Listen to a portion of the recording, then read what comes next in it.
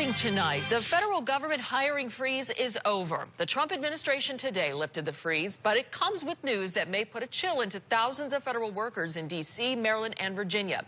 A massive long-term drawdown in jobs as the White House embarks on a government-wide effort to significantly reduce its workforce. But while some small government advocates are praising the move, some unions that represent government workers say it could have a devastating impact on the local economy. Fox 5's Tom Fitzgerald live tonight at the Capitol, where reaction and concern already pouring in. Hey, Fitz.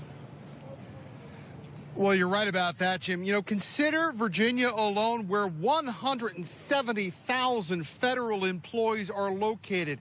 Even though Congress is on recess right now, reaction pouring in. Republican Congresswoman Barbara Comstock saying she's glad that the hiring freeze is over right now, but saying that she wants the federal budget to be balanced, but not on the backs of the federal workers. Likewise, on the Democratic side, Democrat Tim Kaine tonight, a harsher language saying that the freeze to begin with was a mistake, and moving forward now, he's joined together with others, and he wants federal workers to help find efficiencies and that this should not be targeted any budget cuts on the federal workers. Another place this is not sitting well in the many government unions that now represent federal employees in this city and in the two neighboring states. One of them, Eric Bunn, the vice president of the American Federation of Government Employees, saying tonight that these cuts, if they go forward as expected, are going to have a devastating effect, he says, on the local economy. So those will have impact to money that we receive from the federal government, not just here in D.C., but Maryland and Virginia. They're going to have to make those cuts somewhere because they don't have the funding. But the economic piece here is that if people don't have jobs, they can't buy food. They can't buy gas. They can't take care of the kids. The kids pay their mortgage, okay? So we'll have a dramatic impact on the economy.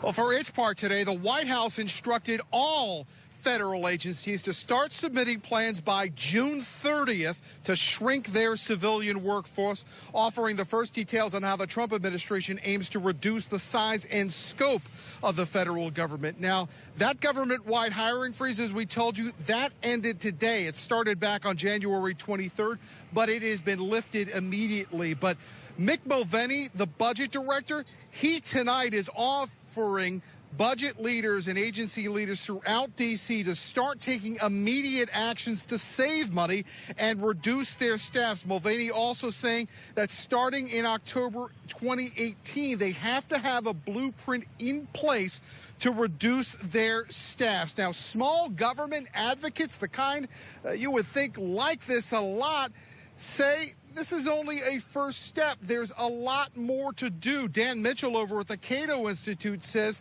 eliminating some government departments entirely would be a very good step. An even bigger problem is that the federal government is doing things that probably should not be done in Washington. So if you want to save money at the Department of Agriculture, the first question to ask is, why is there a federal Department of Agriculture? Or why can't we be like Canada and not have a federal Department of Education? Already, of course, the battle line's being drawn on this. Out now is a letter from 16 U.S. senators. Included in that, Maryland's Cardin and Van Hollen and Virginia's Kaine and Warner, warning that a widespread cut in the federal workforce will adversely affect the important work that federal workers do, like Social Security, like Veterans Affairs, and like federal prisons. We know this. We're at the very beginning of what shapes up to be a very big battle now on Capitol Hill over the federal workforce. We're live on the Hill tonight. Tom Fitzgerald, Fox 5 Local News.